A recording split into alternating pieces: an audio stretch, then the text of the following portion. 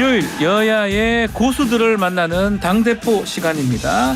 자, 국민의힘 고양시병 당협위원장 김종혁 전 국민의힘 비대위원 나오셨고요. 용해인 기본소득당 상임대표 나오셨습니다. 안녕하십니까? 네, 안녕하세요. 네, 자 바로 질문 드리겠습니다. 어제부터 오염수 방류 시작이 됐습니다. 자, 홍보 영상 제작한 대통령실이 이제 공식적인 입장은 없습니다. 총리 담화는 있었는데요. 뭐 이제 총리 입장으로 가름할 수는 없는 거 아니냐라고 야당에서 좀 지적을 하고 있는 것 같은데요. 이 부분부터 한번 짚어보시죠. 이게 이제 오염수 방류 문제는 무슨 과학적 논쟁이라기보다는 지금은 이제 거의 정쟁으로 가 있잖아요. 예. 거기다가 이제 민족 감정까지 거기에 보태져서 뭐 일본에 대한 반일 정서 같은 것들이 같이 가고 있는데 네. 대통령 입장에서는 과거에 IAEA의 그 결과를 존중한다라고 얘기를 했었어요. 그럼으로써 본인의 어떤 입장은 밝히신 것 같고, 근데 이것을 이런 정쟁으로 가고 있는 데다 대통령이 끼어들어서 그 정쟁의 강도 범위를 더 확산시킬 필요는 없지 않나라는 그런 판단을 하지 않았나 생각이 돼요. 네. 뭐 제 느낌으로는 그렇게 생각합니다. 그리고 이제 논쟁이 되고 있는 게 그 안전성 홍보하기 위해서 영상 얘기하고 있는 거잖아요. 예. 그 영상에 대해서는 좀 입장이 좀 다른데 예를 들면 이거를 야당 혹은 이제 심지어는 우리 유승민 의원도 그런 말씀하시던데 왜 우리 정부가 돈을 들여서 후쿠시마의 안전성 홍보 영상을 찍느냐 이렇게 얘기하는데 그 입장을 바꿔놓고 반대 입장에서 보면요. 이건 후쿠시마 홍보가 아니라 괴담이 계속 확산됨으로 해서 우리 수산물 업자들이 큰 타격을 받고 있기 때문에 국민들에게 그렇지 않습니다. 우리 수산물 그 후쿠시마 오염수 방류로 해서 우리 수산물을 먹지 않을 이유가 없습니다라는 것들을 막기 위한 홍보라고요. 그런데 그거를 똑같은 홍보를 입장을 반대로 그 어떻게 보면 일종의 프레임 전쟁인데 네. 프레임을 후쿠시마를 그 오염수 방류를 홍보하기 위해서 우리 정부가 뭐 하려고 홍보를 해 주겠습니까? 그거는 그 자체가 그 공격하기 위한 어떤 본인들의 속내를 드러낸 것에 불과하다 이렇게 생각을 합니다. 네, 용해인 의원님. 네, 그 후쿠시마 오염수 그 방류 계획에 문제가 없다고 하면서 또 홍보 영상은 만들어서 돌리고 또 이것을 지지하는 것은 아니다라고 이야기를 했어요. 그러니까 앞뒤가 안 맞는 말을 계속 하고 있는 거고 거짓말을 윤석열 정부가 거짓말을 하시려면 좀 성의 있게 하시면 좋겠다라는 말씀을 좀 드리고 싶습니다. 후쿠시마 오염수 방류에 문제가 없으면 왜 지지를 못합니까? 미래를 함께 열어갈 파트너라고 그렇게 한미일 정상회담에서 추켜 세우는 어떻게 보면 국내에 있는 야당보다 더 어떤 대단한 파트너로 추켜 세우는 일본이 문제가 없다고 하는데 왜 지지를 못하십니까? 솔직하지 못하고요. 그리고 후쿠시마 오염수 방류에 문제가 없다면 후쿠시마 그 수산물 수입은 왜 안 하십니까? 수산물 수입도 하셔야죠. 그러니까 이처럼 국민들이 거세게 반대하니까 대통령은 입도 뻥끗 안 하시고 뒤에 숨어서 한마디도 안 하시고 있으면서 정부에서 자꾸 이런 앞뒤가 안 맞는 말들만 늘어놓고 있으니 이 후쿠시마 오염수 방류에 대한 국민들의 분노가 커지는 겁니다. 그러니까 한미일 정상회담이 끝나고 일주일도 지나지 않아서 방류를 했어요. 예. 어떻게 그럴 수 있었겠습니까? 한국과 미국이 이 정상회담에서 이 동의를 했기 때문에 일본이 이렇게 빠르게 심지어 예상했던 것보다도 한 일주일 이상 빠른 건 아닙니까? 이렇게 그 방류를 할 수 있었던 것이고 윤석열 대통령이 대한민국이 세상의 맨 앞이라고 하셨었는데 결국 이 말은 후쿠시마 오염수 방출 지지의 맨 앞이었다라는 말로 해석할 수밖에 없을 것 같습니다. 네, 의원님. 아니 위원님. 근데 예. 저는 도대체 윤석열 대통령이 무슨 거짓말을 했다는 건지 그 이해가 안 되는데 그 대통령에 대해서 거짓말이라는 단어를 그렇게 쉽게 쓰는 것도 좀 이해가 안 돼요. 예. 뭘 거짓말을 했죠? 그리고 윤석열 또 하나- 정부가 거짓말을 하고 있다고 말씀드렸잖아요. 아니, 그러니까 지금 그 윤석열 정부 그리고 지금 현재 후쿠시마 방류에 대해서 왜 지지 반대에 그거 과학적으로 문제 없다면 지지해라. 왜 지지를 하겠습니까? 우리 국민들은 불안한 건 사실이잖아요. 우리 정부도 두 가지 전제에 있어요. 하나는 우리가 주권 국가에 있듯이 일본도 주권 국가입니다. 네. 자기 나라 앞바다에다 하는 것들을 우리가 문제 삼는 것은 이의를 제기할 수는 있으나 우리가 무슨 강제할 수는 없어요. 마찬가지로 우리나라 정부가 어떤 결정을 내릴 때 일본 정부가 우리를 강제할 수 없어요. 그렇다면 문제 삼을 수 있는 것은 국제사법재판소나 국제적인 과학기구나 이런 데다가 요청을 하는 것인데 IAEA가 11개국의 대표단 한국을 포함해서 11개국 대표 과학자들이 들어가서 조사한 결과 몇 년 동안 조사한 결과 문제가 없다라고 얘기를 했어요. 그거를 받아들일 수밖에 없어요. 우리가 과학적인 반박을 내지 않는다면. 근데 그런 것들을 고려하면은 우리 국민들도 제일 좋은 거는 방류 안 하는 거거나 무슨 뭐 그런 사고 자체가 없었던 것이 제일 예. 좋은 것이겠지만 그럴 수밖에 없는 상황이라면 우리가 지지나 반대가 아니라 선택적 모호성을 갖는 것들이 그게 왜 나쁜 건지를 잘 모르겠어요. 네. 네, 이 동북아시아에서의 긴장 관계에서는 어떤 전략적 모호성 따위는 내팽개치고 어떤 한미일의 어떤 이념적 동맹 강화 같은 기조로 달려가고 있으면서 왜 후쿠시마 오염수 문제에는 그런 모호성을 채택해야 되는 건지 좀 납득하기가 어렵고요. 방류를 안 하는 게 제일 좋다고 하셨어요. 전 동의합니다. 방류를 안 하는 게 제일 좋죠. 그리고 이의를 제기할 수 있는 거다. 하지만 주권 국가이기 때문에 일본이 하는 것에 뭐라고 할 수는 없다라고 하셨는데 이의를 제기했습니까? 윤석열 정부에서 대통령이 기시다 총리를 지금 올해 2번이나 만나셨는데 단 한 번도 이것에 대해서 이의를 제기하지 않으셨습니다. 의제에 올리지도 않았어요. 그래놓고 무슨 이의를 제기할 수는 있지만 이것의 결정을 우리가 어떻게 할 수는 없는 거다라는 말을 하시는지 좀 납득하기가 어렵습니다. 그리고 일본의 앞바다니까 안 된다고 하셨는데 앞바다에 버리는 걸 우리가 뭘 어떻게 하냐라고 하셨는데 사실 이게 해양 폐기물 투기 금지 합의를 담은 런던 협약이라는 협약. 것이 있습니다. 예. 근데 이 런던 협약이 예전에 이제 러시아가 그 동해상에 그 핵 폐기물을 마음대로 투기를 하니까 그때 일본이 정말 난리를 쳤습니다. 그래서 러시아 정상이랑 정상회담도 하고 막 국제사회에서 열심히 노력해서 개정을 했던 게 이 런던 협약이에요. 그럼 윤석열 정부가 최소한 100번 양보해서 그 후쿠시마 오염수를 방류하는 것이 일본 정부의 결정이고 그냥 행동해버리면 끝나는 거니까 어쩔 수 없다고 치더라도 이런 노력을 했냐는 겁니다. 기시다 총리는 후쿠시마 지역에 있는 어민들을 설득하려고 그래도 만나기라도 하고 최소한 내가 살아있는 동안은 내가 다 책임지겠다라는 이야기를 합니다. 근데 윤석열 대통령 뭐 거짓말을 뭘 했냐고 하셨는데 윤석열 대통령이 직접 거짓말한 건 없을 수 있죠. 왜냐? 아무 말도 안 하셨으니까.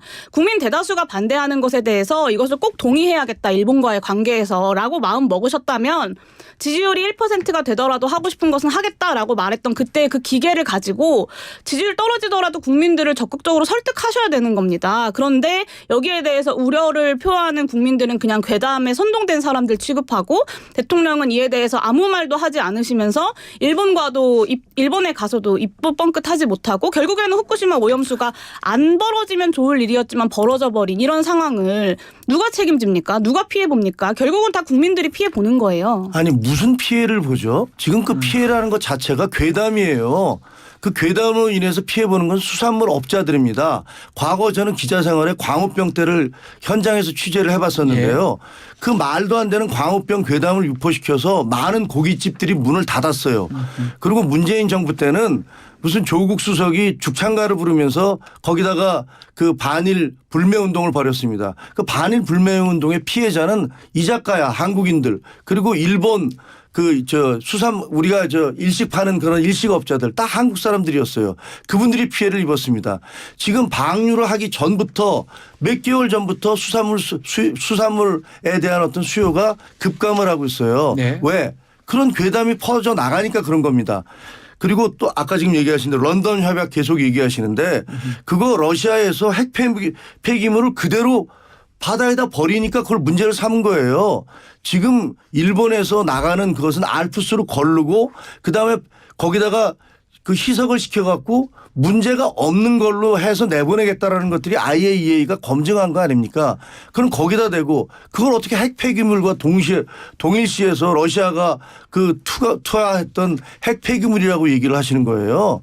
그게 어떻게 핵 폐기물입니까? 자, 제가 말씀드릴게요. 네. 일단 저는 이것을 괴담 취급하는 거는 국민의힘이 오랫동안 갖고 있었던 아주 나쁜 버릇이 나오는 거라고 생각하는데요. 사실 저는 그 얘기를 오늘 김종혁 위원장님이 하실 거라고 생각을 못했어요. 깜짝 놀랐는데, 그러니까 심지어 윤석열 대통령이 그런 말씀을 하셨습니다. 현명한 국민은 괴담에 선동되지 않는다 이런 말씀을 하셨어요. 그러면 지금 우려하고 있는 대다수의 국민들은 현명하지 못한 겁니까? 이거는 그런 식으로 가져가시면 그렇게 안 돼요. 말씀하시는 네. 거죠. 국민들을 개돼지 취급하던 그 나쁜 시절의 버릇이 이 괴담 취급에서 그대로 나오는 겁니다. 권력을 갖고 있고 이 정부를 운영해야 될 책임이 있다면 국민들의 우려를 최대한 불식시키기 위해서 설득하려고 노력하시라고요. 노력하잖아요. 그런 걸 아무것도 안 하고 그냥 무조건 괴담이다라고 이야기하면서 이걸 어떻게 노력이라고 이야기하십니까? 그리고 무슨 피해를 보냐고 하셨는데 사람은요 바닷물이 아니라 해양 수산물을 먹습니다. 네. 그러니까 핵심은 아무리 희석해서 내보낸다고 하더라도 이 앞에 생명체들과 그러니까 각종 수산물들과 지질층, 토양층에 축적돼서 이것이 점차 생태계의 이 먹이사슬 과정을 거쳐서 더 농축된다는 것이 가장 큰 우려의 지점이에요. 그래서 수산물에 대한 우려가 등장하는 겁니다. 후쿠시마 오염수 방출이 문제다라고 이야기하는 사람들 때문에 문제가 등장하는 것이 아니라 실제로 오염수 방출 때문에 방사능 물질이 점점 더 축적되고 이것이 증폭된다는 것이 문제라는 것이고 이러니까 피해가 발생하죠. 무슨 피해를 보냐라고 말씀하셨는데 그 피해를 보지 않는다고 김종혁 위원장님께서 확신하실 수 있습니까? 그 말씀 책임질 수 있으세요? 그 용혜연 네. 의원님은 네. 지금 말씀하시는 그 피해에 대해서 과학적 근거가 있습니까? 네. 과학적 근거 그러니까 이거 오염수 방출을 해도 된다는 것은 과학적입니까? 아니, 지금 오염수 방출을 해도 될 만큼 안전하다면 그냥 갖고 있으면 되죠. 왜 방출합니까? 아니 그걸 왜 갖고 있어요? 그걸 바닷물에다 있을 수 희석시켜서 있어요. 방출을 하니까 희석- 안전한 거예요. 희석시켜도 방사능 물질의 총량은 변화하지 않는다고요. 아니, 그러니까. 그리고 그게 문제가 없으면 후쿠시마 앞바다에 있는 우럭에 왜 그렇게 수만 배의 기준치 이상의 우럭 세슘이 발견이 됩니까? 네, 알겠습니다. 그러니까 지금 있잖아요. 자, 요거 논쟁은 사실은 계속되던 일이기 때문에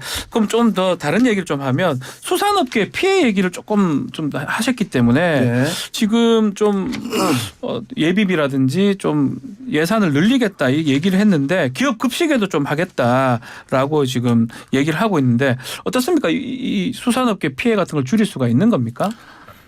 저는 뭐 시간이 지나서 일단 방류가 시작되면 거기에 대해서 뭐 국제기구들도 와서 조사를 할 것이고 우리나라도 이제 조사를 할 것이고 네. 뭐 그럴 거 아닙니까? 뭐 시민단체들도 가겠죠. 그 합동조사도 할 것이고 그래서 그 결과가 나오면 결국은 시간이 지나면서 아 이게 사실이 아니구나라는 것들이 확인될 거라고 생각해요. 네. 그리고 해류가 4, 5년 뒤에 이제 우리 일본 앞바다에서 돌아온다고 그랬는데 민주당에서는 뭐 7개월 만에 돌아올 수도 있다고 그랬으니까 내년 3월 달에 제주도 앞바다에서 조사를 해보면 될 거 아닙니까? 그래서 얘기한 대로 과연 방사능 수치가 올라갔는지 네. 그 피해라는 것들을 뭘 말씀하시는지 잘 모르겠는데 제가 보기에는 이거 굉장히 그 공포감 그 감정 이런 것들이 많이 게재가 되어 있거든요. 네. 그런 것들에 대한 과학적 증거가 드러나면 지금 현재 벌어지는 마치 반일 불매운동이나 광우병 때 벌어졌던 그 열풍이 나중에 시간이 지나면서 사그러들듯이 결국은 이것도 현실 앞에서 객관적 자료 앞에서 그 좀 수그러들 것이다. 하지만 그때까지 소문 피해로 인한 그런 우리 어민들의 피해 이런 것들은 정부가 그 막아줘야 된다, 그 도와줘야 된다 이렇게 생각합니다. 뭐 과학적 얘기는 이제 그 정도 하고 피해 같은 부분은 어떻게 해야 됩니까? 네, 일단 그 네. 기업급식 네. 이야기 나오는데 예. 저는 이게 결국에는 뭐 이렇게 군인들 급식이나 학교 급식들까지 확산될 것이 아니냐라는 우려가 이제 나오기 시작했습니다. 네. 그래서 이런 부분에 대해서 결국에는 후쿠시마 오염수 방출 자체에 대한 국민들의 우려를 불식시키지 못하면 이 부분에 대한 정치적 책임을 당연히 다음 총선이나 그 이후의 선거에서 윤석열 대통령과 국민의힘에게 국민들은 물을 것이다라는 점을 말씀드릴 수밖에 없고요. 계속해서 말씀드리지만 사람은 바닷물이 아니라 해양 생물을 먹습니다. 그래서 해양 생물에서는 축적과 농축이 발생해서 방사능이 증가한다는 것이 핵심이고 그래서 오염수 방출을 중단하지 않으면 이 축적과 농축이 가속화될 것이다. 아무리 희석해서 내보내봤자 전체 방출하는 총량은 변화하지 않는다라는 점을 계속해서 말씀드리는 거고 네. 그 여러 가지 수산업계의 피해를 최소화하기 위한 대책이 뭐 취지가 이해가 되고 저도 필요하다고 봅니다. 네. 근데 다만 이 논의를 할 때 방출을 기정사실화하고 논의해서는 안 된다라는 말씀을 좀 드리고 싶고요.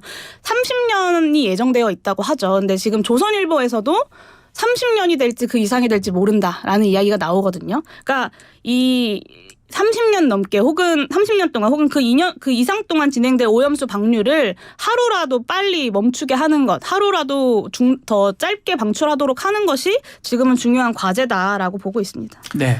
예, 김정우 위원님. 예, 2011년에 네. 후쿠시마 사태가 터졌을 때 그렇죠. 그때 노심에서 바로 흘러 들어간 물들이 그러니까 그건 아무런 걸름 장치가 없었던 거죠. 지금의 어떤 보다 1000배, 몇천 배 이상 그 오염된 그 물들이 바로 바다로 다 쓸려 내려갔습니다. 네. 그래서 그때 전 세계에 비상이 걸려서 조사를 다 시작했잖아요. 근데 아무런 변화가 없었습니다. 아, 바다라는 것은 태평양 바다가 그런 것들을 용인할 수 있을 정도, 걸러낼 수 있을 정도로 크구나라는 네. 것들이 확인이 됐는데 네. 그 이후에 지금 그 중국과 러시아에서는 반대를 하고 있습니다. 그런데 미국에서는 2021년에 후쿠시마를 포함해서 일본산 모든 수산물과 농산물에 대한 수입을 허가를 했어요. 허용을 했어요. 2021년에. 그리고 최근에 EU 27개국으로 구성됐나요? 네. EU가 일본 수산물, 후쿠시마의 수산물과 농산물을 포함해서 모든 그것을 수입을 허락을 했어요. 그러면 지금 미국과 그리고 다른 EU 국가들은 자기 나라 국민들의 건강을 생각하지 않고 그리고 그 나라들의 방역 체계나 식품 안전 체계는 중국보다 러시아보다 못해서 과학적으로 그걸 검증해낼 그런 기술이 없어서 수입을 허락을 했겠습니까? 그 나라들이 수입을 왜 허가했을까요? 그렇게 과학적으로 그러면 그게 윤석열 정부도 수입을 허용하세요. 하시라고요. 그거 못 하시잖아요. 우리는요, 왜냐? 그렇게 할 수 없는 게 과학적으로 검증이 안 돼 있으니까. 민주당 같은 그런 그쪽에서 계속 괴담을 유포하기 때문에 네. 그래서 국민들의 불안감이 괴담인데 너무 왜 커서 할 수가 못합니까? 그것은 없습니다. 그냥 괴담인데 하세요. 정치는 그렇게 하면 안 국민들한테 되지. 안전하다고 얘기하시고 아니죠. 수입하세요. 왜 알겠습니다. 못하십니까? 자, 그거는 그리고 그 말씀 좀 드리고 싶은데요. 짧게 말씀 그러니까 뭐 부탁드리겠습니다. 국민의힘 분들은 막 수돗물도 막 이렇게 네. 떠서 드시니까 문제 없을지 모르겠지만 네. 어쨌든 기업 급식이나 뭐 군대 급식, 뭐 학교 급식 이런 방식으로 어떤 소비를 빵꾸를 메워보겠다고 생각하시는 것 같은데 네. 저는 대통령실 만찬할 때 많이 후쿠시마 수산물도 드시고 해서 국민들을 설득하셨으면 좋겠습니다. 아니, 후쿠시마 수산물을 왜 듭니까? 그러니까 자꾸만 논리 비약을 하시는데 제가 한 비약이 질문에 아니라 대해서 국민들의 의문입니다. 그러니까 문제가 없으면 드세요. 미국과 EU는 다른 나라 중국보다 방역 체계나 그러니까요. 그러면 안전 체계가 부족해서 한국은 수입을 합니까? 그러면 미국과 EU보다 방역 체계가 뭐 어떻게 됐길래 수입을 안 합니까? 미국이나 EU에는 우리나라 민주당처럼 이렇게 괴담을 유포시켜서 국민들의 불안감을 말도 안 되는 만들어내는 말씀하지 사람이 마세요. 없죠. 왜 말이 안 됩니까? 무슨 외국에 그런 정당이 없습니까? 외국에도 다 여야가 있고 그 여야끼리 싸우고 합니다. 이렇게 그것의 괴담을 유포하는 책임을 정당이 민주당에게 있습니까? 돌리지 마시고 야당에게 알겠습니다. 돌리지 마세요. 민주당 대변인은 국민의힘이- 아니시잖아요. 그러니까 그 책임을 그렇게 무책임하게 얘기하시지 마시라고요. 왜 무책임하죠? 정부가 해야 할 일을 하세요. 네, 근데 알겠습니다. 그거를 안 죄송합니다. 하시면서 예. 국민의힘이 민주당 때문에 못하는 거다? 네. 네, 알겠습니다. 어떻게 그렇게 무책임한 말씀을 하십니까? 저는 그렇게 생각하지 않습니다. 저도 그렇게 민주당이 생각하지 무책임하고 않습니다. 지금 용해인 의원님이 거기에 같이 동조해서 말씀하시는 게 무책임하다고 알겠습니다. 저는 생각합니다. 그렇지 않습니다. 그거 뭐- 대다수의 국민들의 의견을 대변하는 거라고 생각합니다. 평행선이 자신 있게 한번 될 수 말씀해 있으니까요. 보세요. 알겠습니다. 자신 있게 얘기하고 있습니다. 예. 그리고 광우병 때도 90% 이상의 국민들이 광우병 광우병에 때도 제가 광우병 때도 예, 알겠습니다. 그거 여기까지 결국에는 얘기하겠습니다. 국민들의 그 예. 우려 때문에 이 협상에서 협상력을 얻었던 것 아닙니까? MB 때는 그렇게 했어요. 근데 윤석열 정부는 국민들의 이 우려를 가지고 일본 정부 만나서 입도 뻥끗 못 하신 거 아닙니까? 저는 알겠습니다. 협상력을 예. 가지라고 하는 거죠. 저는 네. 야당이 김정우 위원님 말씀 듣고 이제- 간단하게 예. 저는 야당이요 그 우려를 제기하는 거는 뭐 얼마든지 할 수 있다고 생각을 합니다. 그리고 광우병 때 뭐 그 정도를 넘어서서 광우병이라는 얘기에 대한 괴담만으로 유포시키지 않았다면 야당으로서 언론으로서 할 수 있는 지적이라고 생각을 해요. 근데 제가 이 일을 제기하는 건 그거를 너무나 국민들의 공포심을 자극하면서 괴담 수준으로 가는 것 이것은 옳지 않다고 얘기를 하는 겁니다. 알겠습니다. 자, 이 주제는 사실 좀 민감한 부분이기도 하고요. 또 오랫동안 얘기됐던 부분이기 때문에 이 정도 또 앞으로도 더 많이 될 것 같기도 합니다. 자, 민주당 얘기 좀 해보겠습니다. 지금 이재명 대표 소환 통보가 지금 5번째가 되거든요. 30일 날 지금 소환을 와라고 얘기하니까 또 바로 당장 가겠다라고 하면서 신경전을 좀 벌이는 모습인데 어떻게 보십니까, 김정우 위원님? 아니 뭐 정상은 아니죠. 네. 왜냐하면 송영길 대표도 나는 죄가 없다. 근데 당장 구속해라. 이거 뭐 앞뒤가 안 맞는 말씀이잖아요. 근데 마찬가지로 이제 피의자가 되셨는데 피의자가 소환 시점에 대해서 30일이 어렵다. 이건 가능하다고 생각해요. 그다음에 네. 뭐 내가 그날 이러이러한 일정이 있으니까 다음 날짜로 하자. 그래서 조정하는 건 가능하다고 생각하는데 네. 그 30일 날 와주십시오 그랬더니 바로 그럼 내일 나가겠다라고 이렇게 얘기하는 것은 그거는 뭐 대한민국 국민 중에서 어느 누가 그렇게 할 수 있겠습니까? 그건 좀 과한 얘기고. 특권 같은 거라는 것입니까? 특권 같은? 아니 어느 나라 국민도 그렇게 우리나라 대한민국 국민 중에 누구도 그렇게 얘기할 수는 없죠. 그러니까 그 조사가 검찰에서도 조사가 준비가 돼야지 부를 거 아닙니까? 근데 당장 내일 나갈 테니까 조사해라고 얘기하는 거나 그 검찰청 앞에 가서 오늘 나 구속해라고 얘기하는 거하고 다 논리적이진 않죠. 송영길 전 대표 말씀을 네, 뭐 하시는 다 거죠. 논리적이진 않다고 생각합니다. 그렇게 진행되는 민주당 좀 모습 우리 용혜인 의원은 뭐 다른 당이긴 하지만요. 어떻게 뭐 예. 사실 이제 대장동 수사가 네. 시작됐던 게 2021년 9월 29고 네. 검찰의 시간이 한 695일 정도가 있었는데 진실은 못 밝히고 사실 수사자료 유출이랑 피의 사실 공표만 했습니다. 네. 근데 이제 100번 양보해서 검찰이 정치 수사를 하는 게 아니라 어떤 사명을 갖고 일하고 있다라고 선의를 갖고 생각을 해보면 대장동과 백현동 사건이 사실 비슷한 구조잖아요. 네. 그러니까 그 해당 부지 개발 과정에서 그러니까 성남시가 더 이익을 볼 수 있었는데 이익을 보지 않고 민간 기업이 그 이익을 독점하도록 방조한 거 아니냐. 예. 이것이 배임이다라는 건데 저는 이제 이것을 정책적 판단에서 좀 다른 방식으로 했어야 됐다는 생각도 있고 또 비판적인 입장도 있습니다만 이것이 사법적 판단의 영역은 아닐 것이라고 생각합니다. 근데 검찰이 뭔가 이렇게 소위 공공성을 지키겠다라는 마음으로 이런 수사를 하는 거라면 제가 이것과 정확하게 동일하게 배임 혐의가 의심되는 사례를 하나 말씀드릴 그런 게 테니 있나요? 검찰이 좀 그 부분을 예. 수사를 하셨으면 좋겠는데요. 윤석열 정부의 기획재정부와 추경호 장관을 빠르게 수사해야 된다고 봅니다. 예. 그러니까 최근에 윤석열 정부 그가 올해 이제 세수가 지금까지 한 40조 정도 이제 펑크가 났고 예. 올해 연말까지 한 44조 정도가 부족할 것이라고 예상이 되지 않습니까? 예. 근데 이거를 해결하기 위해서 국유자산들을 싼값에 매각하겠다라는 계획을 밝혔어요. 그리고 심지어는 패스트트랙도 신설해주고 기업들에게 맞춤형 컨설팅도 제공하겠다고 하고 그 분납 기간도 늘려주겠다라고 이야기를 합니다. 그러니까 이것도 분명히 공공기관이 혹은 공공이 더 이익을 볼 수 있는데 민간에게 이익 독점을 방조하고 있는 거거든요. 그러니까 정확하게 같은 구조의 구조가 같다는 사건인 겁니까? 것이고 이것도 배임이다라고 볼 수 있습니다. 그래서 이 정말 공공의 배임이 문제다라고 생각한다면 검찰이 예, 예. 이 부분에 대해서도 이 범죄를 모의하고 있는 기획재정부와 이 기조를 제시했던 윤석열 정부를 좀 빠르게 함께 수사해야 되지 않을까 이런 생각이 듭니다. 저는 민주당이나 그 주변 분들이 네. 얘기할 때 그 질문이면 그 질문에 대한 답을 하셔야지 자꾸만 다른 거를 연결을 시켜갖고 물타기를 하시는 거는 좀 이해가 잘 안 돼요. 네. 대북 송금과 관련해서 지금 얘기하는데 갑자기 백현동 무슨 백현동도 최근 조사가 있어서 아마 그 말씀을 뭐 그렇습니다. 근데 뭐 예. 대장동까지 말씀을 예. 하시는데 지금 이번 건은 명백하게 대북 송금과 관련해서 소환을 하는 겁니다. 그러니까 거기에 가서 그 조사를 받으시면 되겠죠. 거기 가면 뭐 또 알겠습니까? 그 노상 강도라고 얘기했던 김성태 회장과 뭐 대지를 할지는 모르겠는데 뭐 진실이 밝혀지겠죠.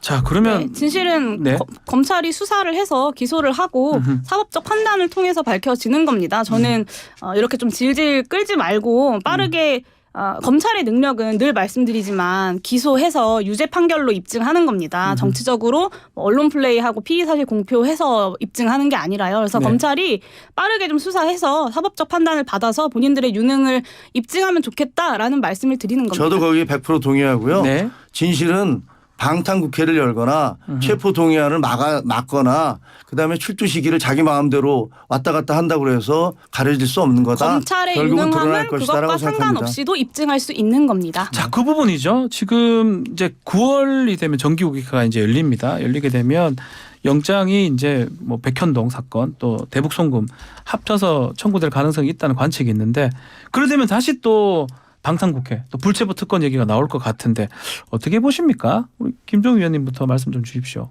어떤 것을 해야 됩니까? 방탄 그 체포동의안 네. 왔을 경우에 왔을 때 민주당의 뭐 대응. 대응이라든지 예. 그 사실은 이게 그 가정에 전제한 질문이기 네. 때문에 말씀드리긴 참 어려워요. 네. 그리고 또 신병에 대한 거기 때문에 말씀드리긴 좀 그렇긴 하지만 지금까지 있었던 것들을 그 전제로 있었던 것들의 판단 근거로 삼아서 말씀을 드리면 네. 결국은 그 당내 분위기에 달려 있다고 생각합니다. 당내 분위기다, 여론과 이것도. 당내 예. 분위기.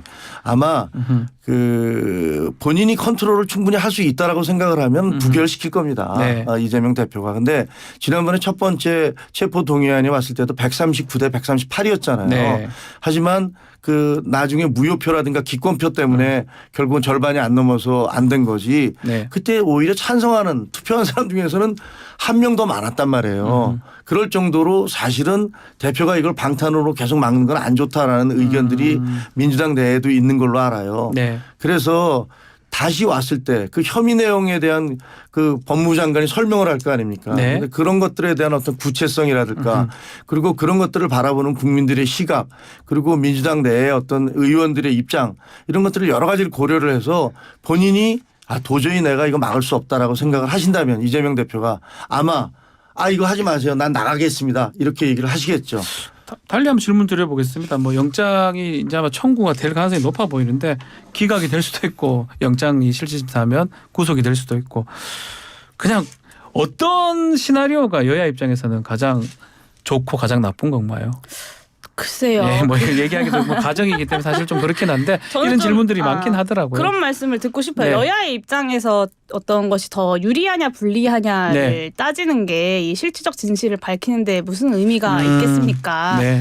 검찰이 정말 이 이재명 대표가 유죄라고 생각해서 이런 수사를 한다면 그런 유불리를 따지지 말고 수사해야 되는 것이고요. 국회에서도 유불리를 갖고 판단하는 것이 아니라 검찰의 기소장 내용을 가지고 그 체포동의안에 대한 표결을 이제 각 의원들이 정해야 하는 거겠죠. 네. 제가 이번 주에만 화수목금에서 라디오가 벌써 4번째인데요. 매일매일 이 똑같은 체포동의안에 질문이죠. 대해서 예. 이야기를 나눕니다. 저희도 참 질문 드리면서도 그러니까 참 예. 가벼운 사안이라고 네. 생각하지는 않지만 뭐 사실 검찰도 여당도 야당도 이럴 것이다라고 이제 하면서 그 정치를 소비해 왔던 것이 국민들이 지금 정치에 대해서 굉장히 피로감을 느끼는 하나의 네. 핵심 문제가 아닐까라는 그리고 그것의 책임은 여의도가 가장 크다라는 점을 말씀드리고 싶고요. 네. 뭐 내년 총선 저는 이재명 대표가 그러니까 여야의 유불리를 따진다는 건 결국에는 총선에 대한 이야기일 텐데요. 저는 내년 총서가 이재명 대표 혹은 민주당이 심판받는 선거다라고 생각하시는 국민들이 계실까?